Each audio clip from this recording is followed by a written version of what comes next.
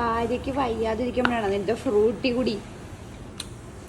ഒരു girls trip പോയത് മാത്രമേ ഓർമ്മയുള്ളൂ. തിരിച്ചു വന്നപ്പോൾ നല്ല അടിപൊളി പനിയും ജലദോഷവും പിടിച്ചു. മണാലിയിലെ -डिग्री ടെമ്പറേച്ചറിൽ നിന്ന് ഇവിടെ വന്ന് കട്ട ചൂട് കൊണ്ടപ്പോൾ ബോഡിക്കൊട്ടും താങ്ങാൻ പറ്റിയിട്ടുണ്ടാവില്ല. എന്തായാലും റിസ്ക് എടുക്കാൻ നിന്നില്ല. പയ്യന്നൂരിലുള്ള സഭ ഹോസ്പിറ്റലിൽ വന്നിട്ട് ഒരു ട്രിപ്പൊക്കെ ഇട്ട് മരുന്നൊക്കെ വാങ്ങിച്ചു കേട്ടോ. അങ്ങനെ ട്രിപ്പൊക്കെ ഇട്ട് റെസ്റ്റ് എടുക്കുമ്പോഴാണ് ഞാൻ ആലോചിച്ചത് കുറേ നാളായാലോ മിനി വ്ളോഗ് ചെയ്തിട്ടെന്ന്. ഇപ്പം നമ്മൾ വ്ളോഗൊക്കെ അത്യാവശ്യം ആക്റ്റീവായിട്ട് ചെയ്യുന്നതുകൊണ്ടാണ് ഞാൻ മിനി വ്ളോഗ് ചെയ്യാത്തത്. പക്ഷെ ഇപ്പം എന്തോ ആലോചിച്ചപ്പോൾ വല്ലാത്തൊരു മിസ്സിങ്. കാരണം കുറേ നാളായി നിങ്ങളുടെ അടുത്ത് സംസാരിച്ചിട്ട് എന്നുള്ളത് തോന്നലായി.